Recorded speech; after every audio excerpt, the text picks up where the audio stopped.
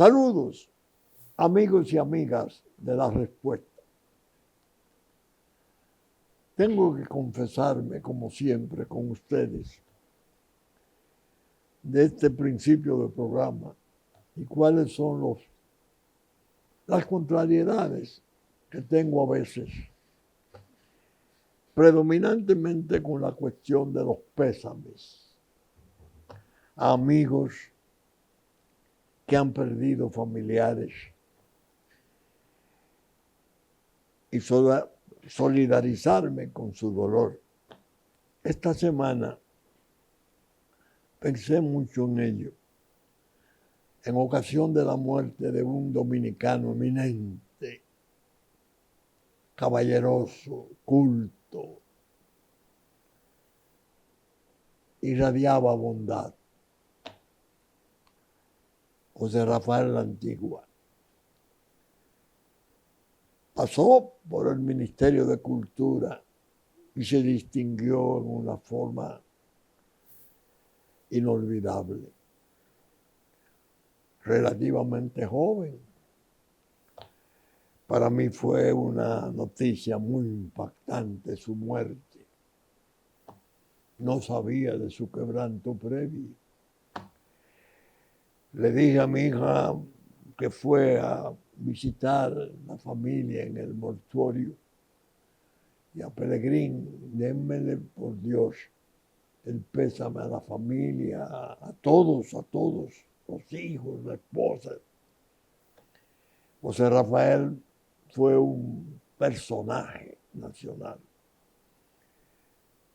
Vi un trabajo que apareciera en uno de los diarios. Una corta vida para una vida inmensa. Lo describe bien. Paz a sus restos y descanso a su alma, querido amigo José Rafael La Antigua. La República Dominicana, tu país, tu patria, todavía no sabe lo que ha perdido con tu muerte. Amén. Asimismo, en la semana pensé, Dios mío, ¿y qué es lo que yo he dejado? Porque tenía otro déficit. El déficit era con una amiga querida, doña Alicia Tyson, en ocasión de la muerte de su esposo Gabino Brito, que ya doña Margarita Melenciano, mi buena amiga, me lo había transmitido a través de los filtros de mi auxiliar, doña Grisel, pero que ahora hay el problema de que una especie de consigna de no darme noticias que me puedan afectar, como una manera de contribuir a mi paz y en mi soledad y en mi silencio. Mi sentido pésame, aunque tardío, muy sentido, doña Alicia, para toda la familia, mi solidaridad en ocasión de la muerte de don Gabino. Hay entonces el cierre de la semana, don Leo Ortiz, padre de ese ídolo deportivo nuestro, David Ortiz. Siempre lo seguí cuando aparecían reportajes acerca de cómo don Leo fue un tutor, padre y tutor, juicioso, de ese muchacho inquieto, que quería en un momento en que lo iban a bajar a ligas menores, abandonar la carrera, y él se sentó con él a convencerlo que no.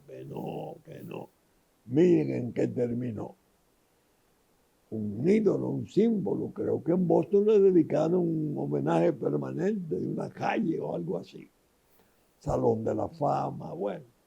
Que estuvimos a punto de perderlo en una desgracia lamentabilísima.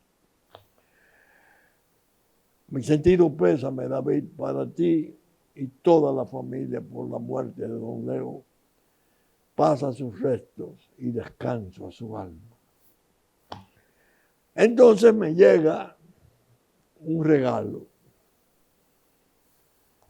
de mi sobrino simbólico, Luis Estrella Mueces, Luisín,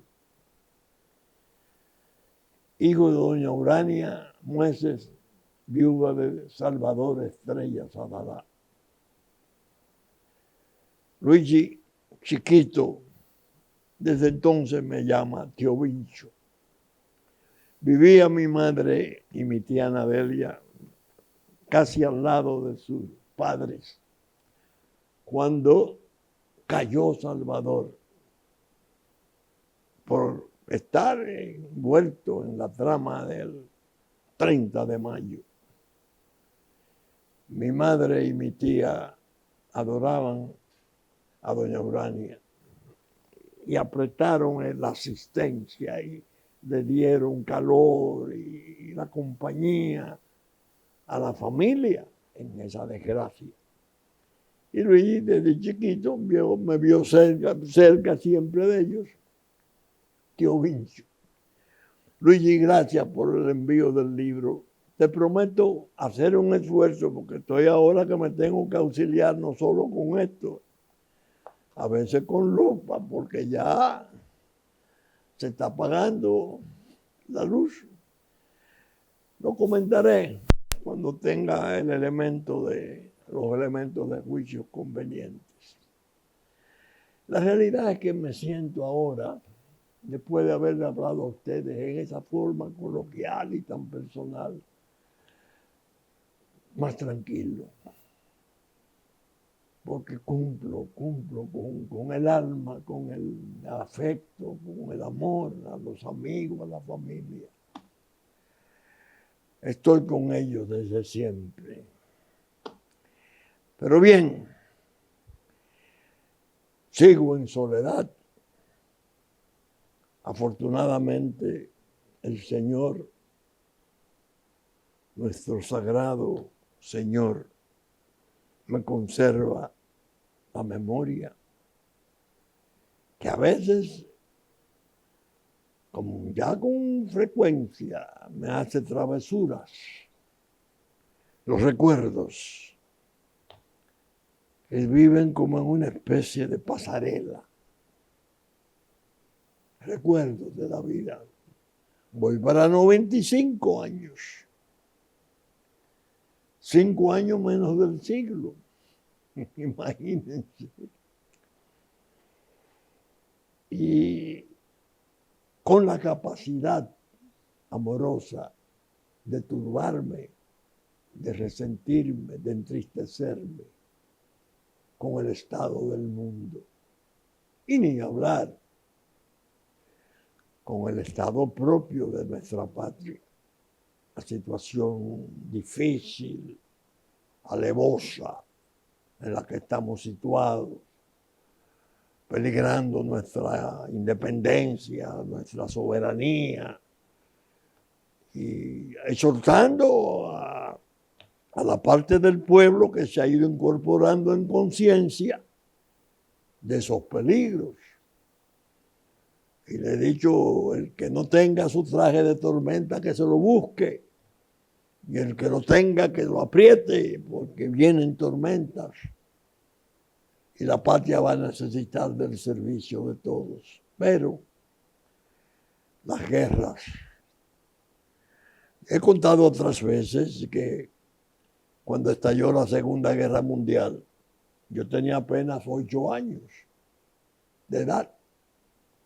Pero era muy, como dicen, muy advertido como niño.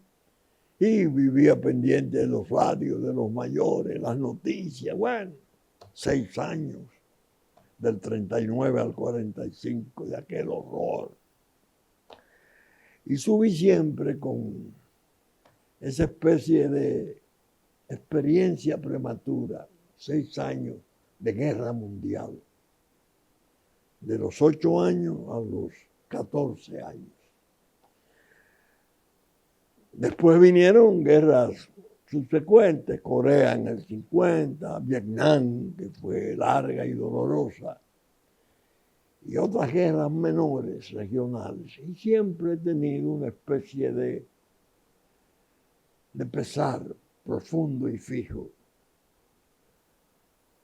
acerca de las incomprensiones, de los desencuentros que conducen a la guerra y que impiden la paz,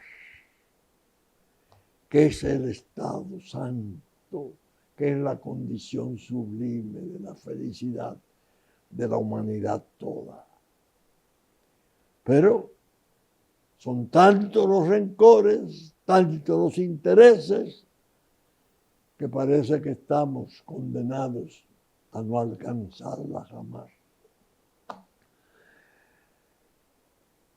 Cuando pensé sobre el programa esta semana, al entrar a la oficina temporal en que estoy,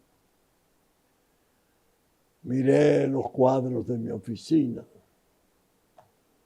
el retrato de mi padre, claro está, el retrato del padre de la patria, el cuadro del padre de la patria, el Cristo a mis espaldas que no lo abandono nunca. Un cuadro interesante, don Juan y yo con un grupo de amigos, cuando yo hacía las veces de abogado de don Juan ante la justicia penal por delitos de palabra, supuesto. Una foto del general Barry McCaffrey entregándome una placa de reconocimiento que me enaltecía mucho. Bueno, pero un amigo muy querido, que fue uno de los héroes del 30 de mayo, Luis Damián Matió, que en paz descanse, hace muchos años, serían los 70 y pico, me hizo un obsequio que estaba en la sala de su casa. Me lo mandó a dar con su hija María del Pilar. Un busto de Abraham Lincoln. Por eso ustedes ven aquí la cabeza del santo, la cabeza del prócer glorioso Lincoln. Eso tiene su columna y está puesto detrás de nosotros. Es lo que en mi oficina está, como cuadro, como pintura y como busto. Y me quedé pensando, yo escribí el sábado, para el sábado, es decir, para ayer, una reminiscencia peculiar. Mi esposa muerta ya cumpliría año el 13 de agosto y le quise dedicar esa reminiscencia a ella, porque es quincenal y me quedaba entonces la fecha, tenía que alojarla entre una y otra. Sus sabias amonestaciones. Y contaba una experiencia que tuvimos como pareja, como esposos. Ella fue invitada conmigo a una cena de Estado que se celebraba en el Palacio Nacional. El presidente Leonel Fernández se la dedicaba como banquete al presidente de la Autoridad Palestina, Abu Abad. Y él tuvo, el presidente, la gentileza de llevar al líder palestino, presidente, a la mesa nuestra. Mi esposa, vestida de verde, hija de padres palestinos, la madre nacida en Nazaret, el padre nacido en Belén. Se emocionó mucho. Y él se sintió muy halagado, muy gentil, Abad, al verla, una descendiente de árabes. Y fue un momento muy agradable. Pero al regresar, con la prudencia enérgica siempre, pero respetuosa, muy respetuosa, de ella me preguntó en el camino, dime una cosa, ¿él es cristiano? Yo le respondí, no, él es musulmán. Ah, no tuvo reacción. Pero me di cuenta por su gesto poco retraído, como que le bajó la alegría por el reencuentro. Hizo una alusión a que todos sus mayores, sus abuelos y todos habían venido en el 14, en 1914, cuando la persecución de los otomanos, del Imperio Otomano, a los palestinos cristianos, que es la colonia árabe que está aquí. Bueno, el presidente de la República y la primera dama son parte de esa experiencia de vida. Son también árabes, de origen árabe. La idea es que en esa reminiscencia al final yo pongo una invitación a mis lectores del blog La Pregunta, diciéndole que yo espero que ellos lean el miércoles venidero y posiblemente el otro miércoles una entrega en 2 partes que se la dedico a 2 personajes importantísimos que yo no he podido nunca dejar de mi admiración. Yitzhak Rabin y Yasser Arafat, que llegaron a lograr alcanzar con los auspicios del presidente Clinton la paz.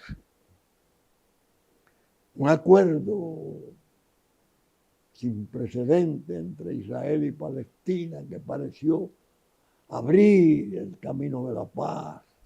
Se reconocerían ambos como Estado, bueno. Y después, sus muertes, el asesinato de Rabin y la muerte de manos innegablemente criminales de los propios que atendían la salud, el misterioso deterioro de Yasser Arafat. Decían, léanla. ¿Por qué la mandaba a leer?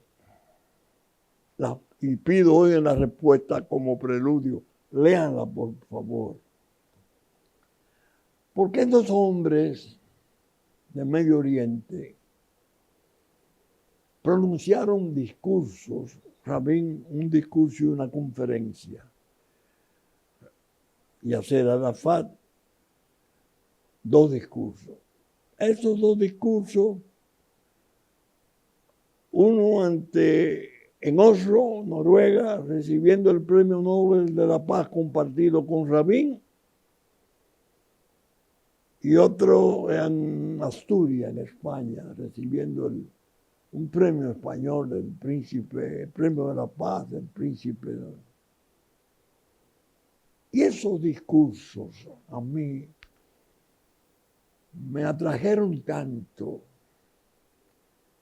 me ligaron en forma permanente al seguimiento de su afecto, de mi admiración por esos hombres, que luego fueron asesinados por su propia gente. Incluso los aludo en la reminiscencia como 2 héroes de la guerra y mártires de la paz. Bueno, los invito a ustedes también en la respuesta, se lo anticipo, porque son discursos que yo termino por confesar que mi apreciación trascendió. Fue aumentando a medida que pasaban las décadas. porque la paz no vino, fue destruida. Se establecieron guerras, disputas, ataques de todo género entre el Estado de Israel y los palestinos, más para decirlo con propiedad, con los garfios y tentáculos terroristas de Persia, el Irán, Hamas, Hezbollah y los hutíes de Yemen, hasta el presente. Y ofrecen ahora un panorama sombrío, inenarrable, indescriptible, de destrucción y muerte. En la medida que veía eso, me aumentaba la creencia de que aquellos hombres que describen en su discurso también por qué ellos que habían estado en la guerra desde niños y llegaron a ser comandantes y jefes importantes de sus ejércitos, convinieron en la paz, porque conocían la inutilidad desgarradora de la guerra. No eran realmente dos oradores corrientes, comunes, convencionales. Para mí tienen un significado de profetas modernos. Advirtieron todo lo que vendría en términos de catástrofe final de los tiempos. Atiéndase. No guerras menores locales, regionales. No ataques episódicos. No. Posible escalada a términos mayores, atómicos. ¿Qué implicarían el arrasamiento en el orbe de la vida? Entonces, recordé siempre otro discurso que me apasionó siempre en las distintas biografías que leí de Abraham Lincoln. Por eso está invitado a este escritorio hoy su ilustre cabeza de busto. En la de Lubitsch fue la que vi mejor, lo vi mejor. Emil Lubitsch.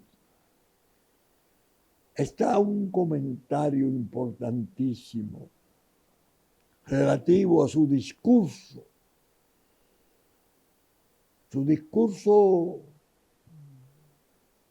inimitable, que era como la anticipación de que la victoria final en Gettysburg abría las puertas finalmente de la unidad y de la libertad y de la democracia, y que su pueblo no sería dividido, se uniría. Entonces dijo, caramba, pero yo en la respuesta debo de hacer un acto de justicia también, que corresponda a mis sentimientos permanentes. La devoción por Abraham Lincoln. Me llevo el discurso. Es breve. Incluso es interesante acotar que él, que tenía un origen humildísimo, de leñadores, que se hizo abogado y fue fabuloso en algunas defensas geniales, que le gustaba mucho relatar ocurrencias. Llegó a lo que llegó y había una clase política en el norte de América, culta, la élite, que lo vieron siempre como un echador de cuentos. No querían reconocer su grandeza. Se estableció en Illinois, bueno, un personaje de leyenda. El discurso lo escribió en el tren cuando iba para Gettysburg. Notas que hizo. Y la élite le había preparado una especie de trance, si no humillante, que contuviera su importancia. Llevaron a un orador famoso de Minnesota, creo, un abogado cultísimo, que fuera orador también en Gettysburg, el campo de batalla donde se librara la batalla decisiva y final para poner término a la guerra civil norteamericana. Él escribió, manuscribió su discurso mientras iba en el tren. Óiganlo. Y ustedes sabrán por qué es Abraham Lincoln lo que es. Ya no solo para el pueblo americano, para el mundo. Ay, Dios.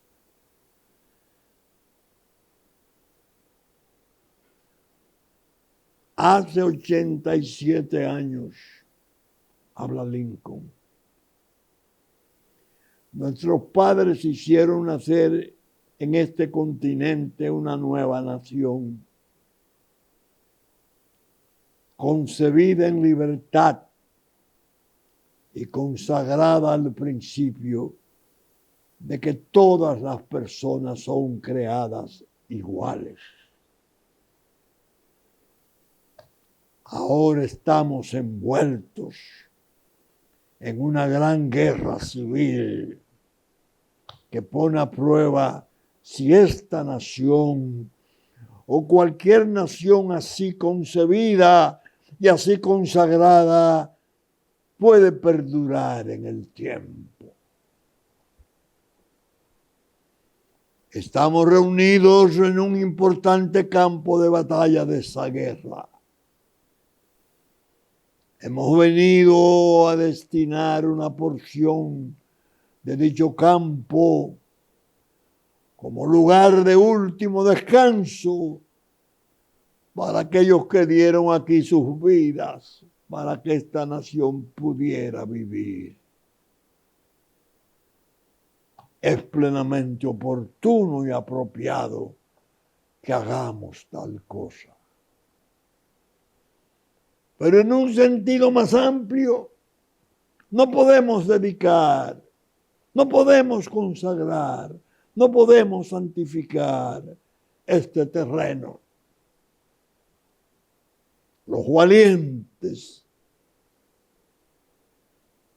hombres vivos y muertos que aquí lucharon, ya lo han consagrado muy por sobre lo que nuestras escasas facultades pueden añadir o restar.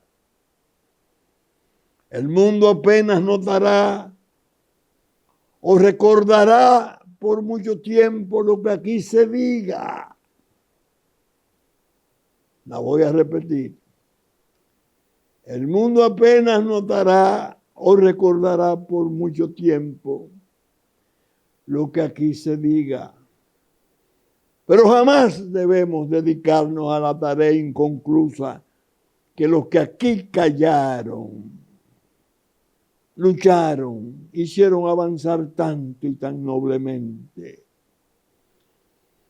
Somos más bien los vivos quienes aquí debemos abocarnos a la gran tarea que aún resta ante nosotros. Que estos muertos a los que honramos, que de estos muertos a los que honramos se extraiga un mayor fervor hacia la causa por la que ellos entregaron una mayor muestra de devoción. Que resolvamos firmemente que estos muertos no dieron sus vidas en vano, que esta nación, ahí entró, Dios mediante, tendrá un nuevo nacimiento de libertad y que el gobierno del pueblo, por el pueblo y para el pueblo, no desaparecerá de la faz de la tierra. Abraham Lincoln. Ustedes quieren algo más hermoso, más profundo, más sincero y brillante que ese santo genial en un campo de batalla, cuando le llevaron un intelectual de ultracultura para más o menos humillarlo. Se equivocó Abraham Lincoln. Lo que más perduró de Gettysburg fue su discurso. Más que los hechos de guerra. Estamos. Las palabras del santo. Una especie de visión profética acerca de la suerte de su pueblo. Se dio, no se dividió la familia, como él había dicho, no se podía dividir. No pudieron fraccionarla. Se unió, salió una nación, un Estado-nación poderoso, notable, brillante, dominante, en libertad y democracia ejemplares. Lincoln lo previó así. Y así se ha cumplido, aunque en los últimos tiempos se han visto señales de degeneración, de vacilación en su política exterior, que lo llevaron a una especie de espejismo, de decadencia. Y surge de repente el fenómeno Trump, un hombre multimillonario, empresario formidable, se engancha a la política, sale presidente en el 16, gana en el 20, se le reconoce el triunfo, se le somete a juicio, se le declara culpable y milagrosamente el Tribunal Superior de su país impide su prisión y es beneficiado por el voto abrumador de ese pueblo. Un voto que probó que lo del 20 había sido obra de maniobras fraudulentas y de posibles daños venidos del exterior, porque ahora se está hablando de la fuga del virus en un laboratorio de Wuhan de China, de la China popular. Y esa tormenta misionera ha vuelto. El hombre vuelve con la obsesión de la paz del mundo. Siempre la tuvo, siempre habló de ella.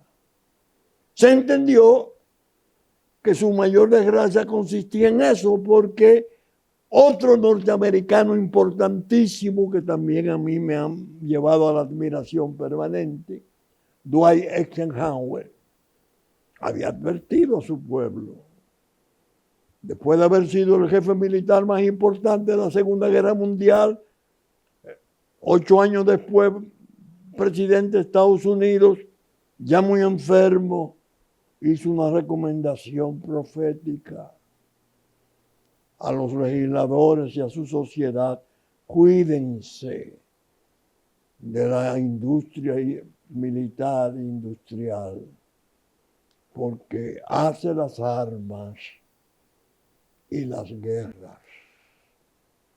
Y ahora con Ucrania se ha visto en una forma brutal, como Estados Unidos vaciló y llegó este hombre. Para ahora, para estos días, está una reunión crucial entre Vladimir Putin, otro enviado, pero en el campo ortodoxo de Santa Elena, en la Rusia de siempre, luego de la implosión de aquella Unión Soviética que fuera un imperio social durante 70 años, a bregar con la paz. ¿Dónde? O en Arabia Saudita o en los Emiratos Árabes. ¿Solo la paz de Ucrania? No lo creo.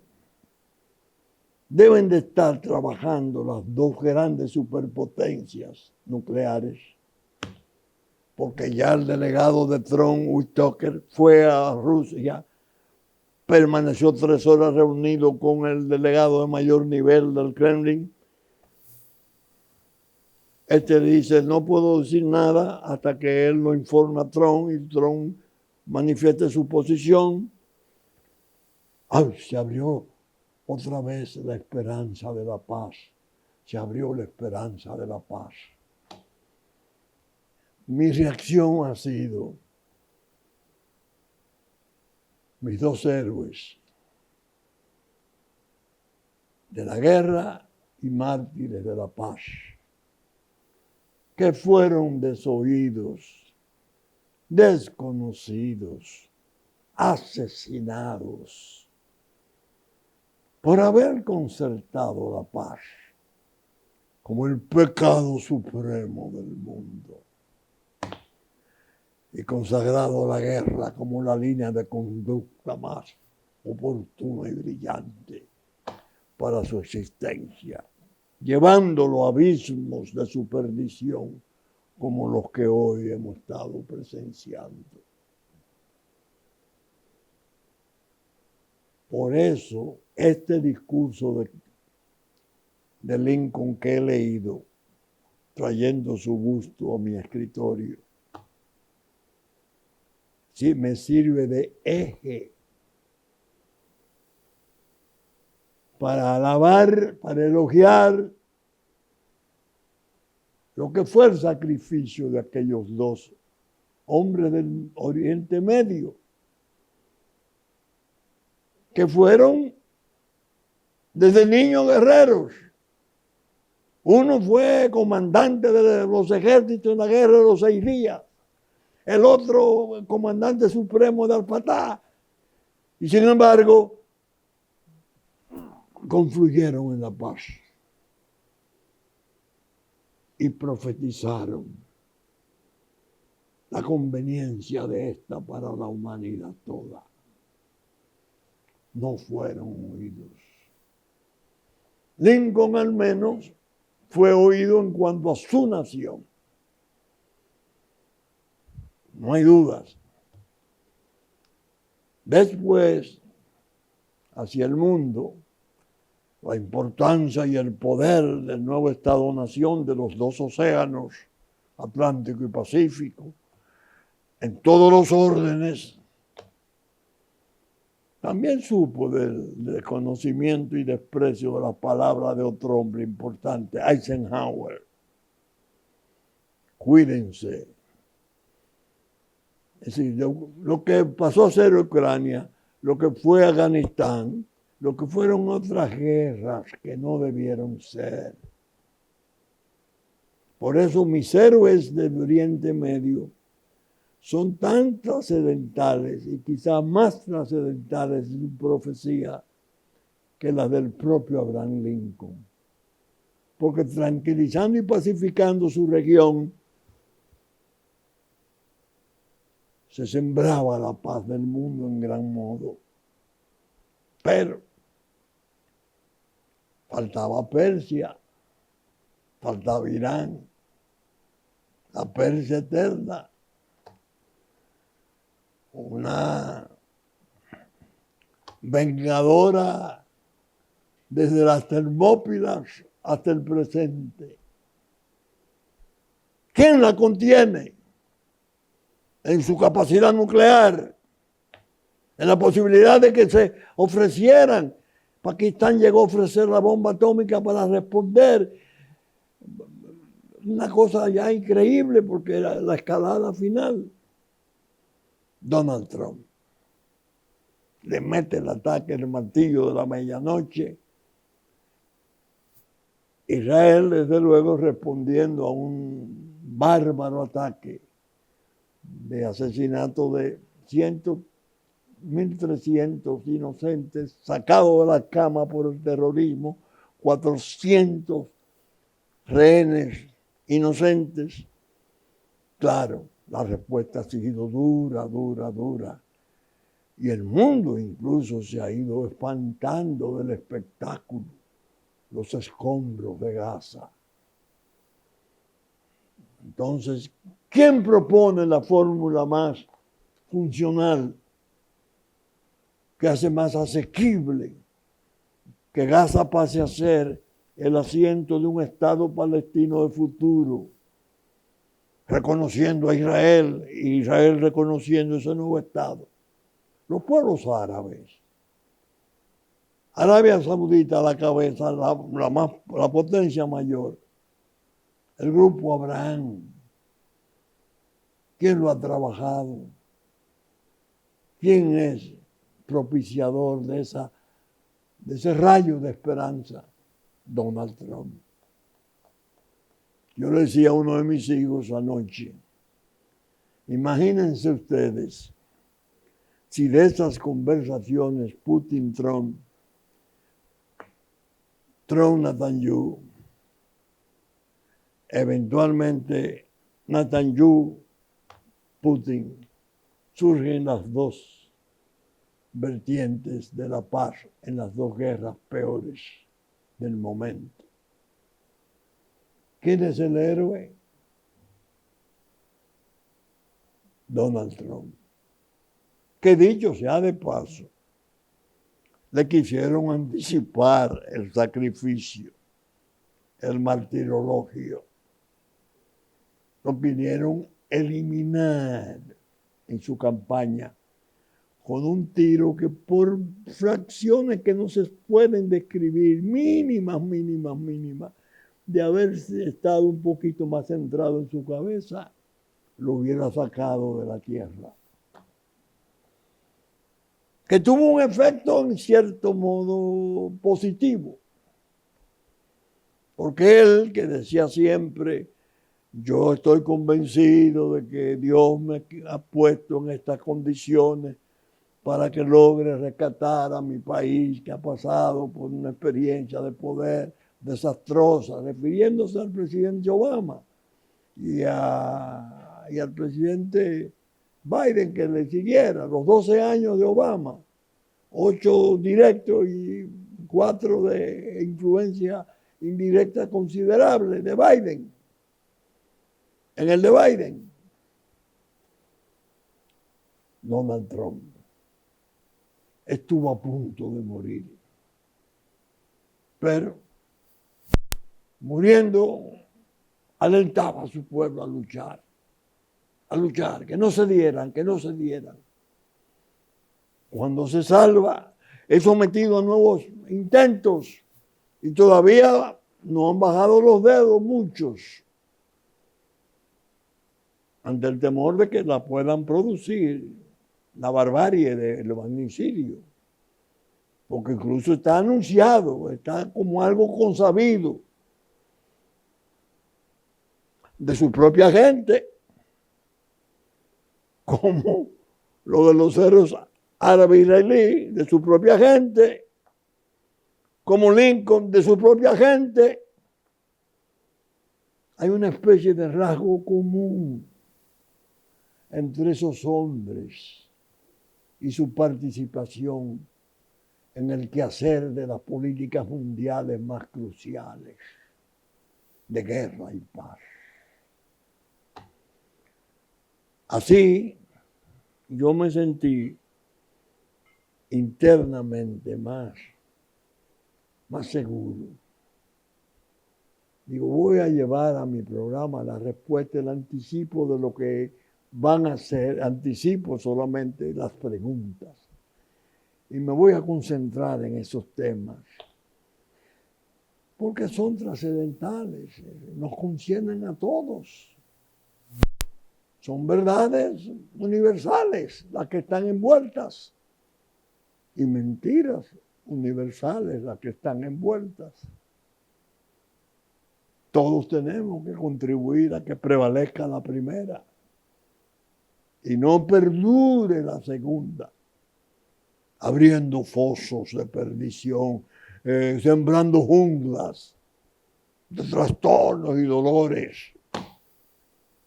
para este mundo que merece progreso, que merece paz. La gente sometida a necesidades insoportables, que con el mínimo de lo que se está gastando en esa guerra podrían tener expansiones agradables en su vida, mejoramiento de su calidad, de su asistencia. Dios al mando, por supuesto, de todas las cosas. Nunca ruego ni pido esas cosas sin tener presente que nuestro Señor finalmente está en el confín, pero al mando.